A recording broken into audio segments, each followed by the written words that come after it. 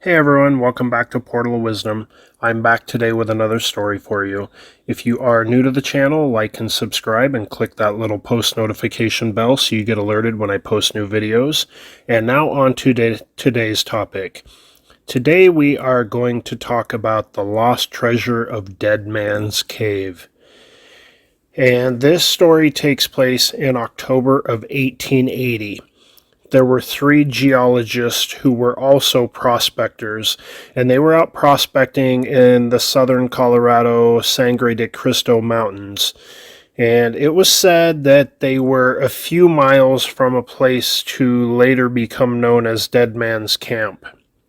I believe because this camp was close by this cave they would discover that became known as Dead Man's Cave.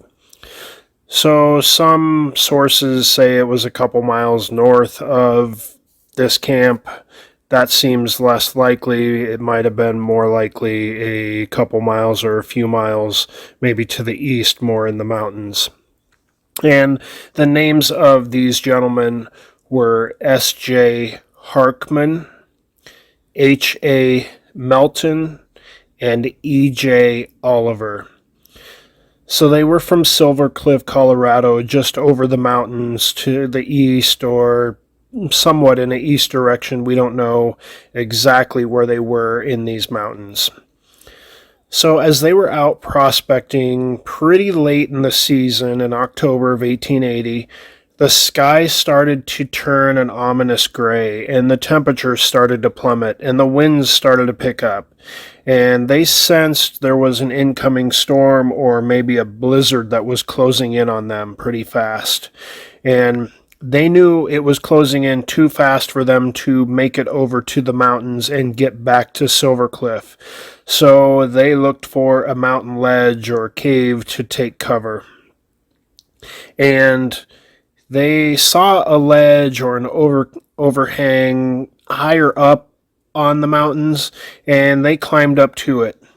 And once there, they scanned the horizon and they spotted a small opening in the rock wall. Either it was across the canyon or just a ways from the overhang that they were taking protection under. And they wondered if this opening might provide a little bit more protection for them, and they made their way over to it. And when they made their way over to it, they noticed there was a real narrow opening, and it was less than 4 feet high. And it appeared to be more or less like a tunnel. And they crawled through this passageway, and they finally made it to a larger cavern or room about 20 feet long. They were using crude torches that they had fashioned to light their way through the darkness. So they discovered several more tight passageways that led away from this cavernous room, and they picked one and they followed it deep into the bowels of the mountain. It eventually opened up into another vault-like chamber. And on the western wall, Mr. Melton found crude shelves carved into the wall out of stone. And upon closer inspection, he noticed some odd-looking, somewhat rectangular stones that were stacked on one of these stone shelves, or these rock shelves that had been hewn out of the wall.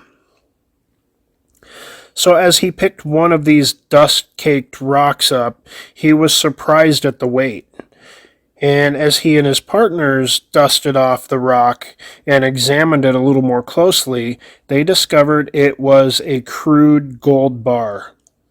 And as they were looking around at eye level, they couldn't see their feet very well, and Mr. Oliver tripped over a stone or a rock of some kind.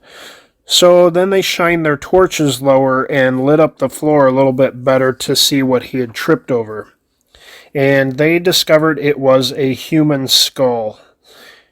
As they looked around, they discovered 5 total skeletons in the room. And at this point, their torches were getting low, and they needed to head back to the cave entrance. So they headed back to the cave entrance, and they got the torches going again, or got some new wood to or branches or whatever they were using to fashion their crude torches. So they got some more fuel supply for their torches, and they supposedly explored some more in these caves or tunnels. Some accounts say that they had explored 3 rooms.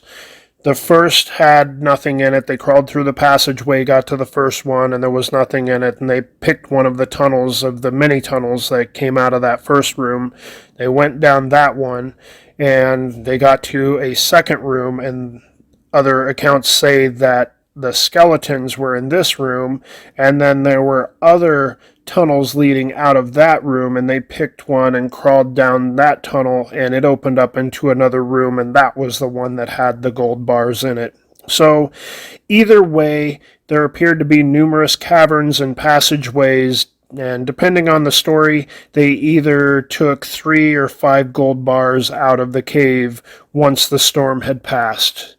And they tried to mentally take note of where they were as they exited the cave, but I believe it was said that it was now a bit of a wintry landscape outside, and maybe they couldn't see a lot of the landmarks quite as well if there had been a blanket of snow that had come with this storm. So then they left for Silver Cliff, and once they got over the mountains and over to Silver Cliff, now that the storm had passed, it was found that these gold bars had a cross stamped on them and signs that they were of Spanish mining origin from probably a good 300 years earlier, from the 1500s, is what it was believed at the time. The bars were then sold for $900 each, and the men prepared to come back in the spring with the money from their gold bars and look for this spot again and be a little more prepared. So once the snow was gone in the spring, they could not find the cave again. So this could have been because when they spotted the cave entrance initially, they were high up on a mountain ledge to begin with. It may not be visible from the valley floor, and they frequently returned to the area for many years, but never had any luck finding it again. People know that the story is true because many people saw the crude gold bars that they brought out of the cave and that they had cashed in, and there was no way for them to have mined and smelted that amount of gold in that time, so they knew they had to have stumbled across it. Plus, every year for quite a while, they went out looking for this dead man's cave, and they never found it. This story was also published in 1880 in the Fair Play Flume and in the Denver Post. So there were a lot of details and accounts that showed at the time that this story was definitely true. So that is the story of Dead Man's Cave, somewhere high up in the Sangre de Cristo Mountains of southern Colorado. So there is another story that could tie into Dead Man's Cave, and this one is from the Spanish days of the 1540s, and it was known as Caverna del Oro, or the Cave of Gold. And it was thought to be 13,000 feet high upon present-day Marble Mountain, or one of the mountains surrounding there. So the legend was passed down generation after generation by the local Indians of a cave that was protected by demons high up on the mountain just above the timberline. And what the demons protected, the Native Americans there didn't know, but they wouldn't venture into the cave because it was said that if you ventured into the cave, you wouldn't return. And the natives, they thought the cave was evil and ate their loved ones. But the story they told was that in 1541, 3 monks from the Spanish Coronado expedition were exploring in what is now present-day Colorado, which was Spanish for, of course, the color red. So they had heard and recorded a tale about the mysterious cave high up on the mountain from the Indians. And intrigued, the monks doing what those monks did in the 15th century and 16th century, they enslaved the Indians and forced them to locate the demon cave. And once the cave was finally discovered, the monks found what they were looking for, and that was gold. And the gold was apparently very rich beyond belief. So they forced the Native Americans to produce the labor and mine all this gold, because the Spanish had a lot better weapons, and they were able to enslave the natives, and they had them mine these veins of gold, which makes sense now when the story a couple centuries later, in the late 1800s, does mention all these tunnels and the caverns and stuff like that. And so if these were remnants of a Spanish mine from 1541, then a lot of that would make a little more sense. But the cave being located high above the timberline, it could only be mined in the summer months due to heavy snow, during the winter, so they weren't able to mine in the winter. So it was said that the Spanish whipped and beat their slaves to try to get them to work faster and harder, because the season wasn't long enough. And after being enslaved and beaten by the Spanish, by the Spanish monks and the Spanish that were there on the expedition for that entire summer, the natives finally revolted and they attacked the heavily armed Spanish. And pretty much all the natives were killed except for one who had escaped to tell the story of what happened at the demon cave high up on the mountain. But during the slave revolt, the natives inflicted some damage on the Spanish, and they killed 2 of the 3 monks. The remaining monk, whose name was De la Cruz, and the surviving members of the expedition packed most of the gold out on the pack animals, or we don't really know how much they packed out, but apparently they packed out, a decent amount of gold. They might have left a decent amount of gold in the caves. So this was a vast amount of gold that they took out in those days, and they headed southward to Mexico before, the cold and the snow came and the harsh winter would come down from the north.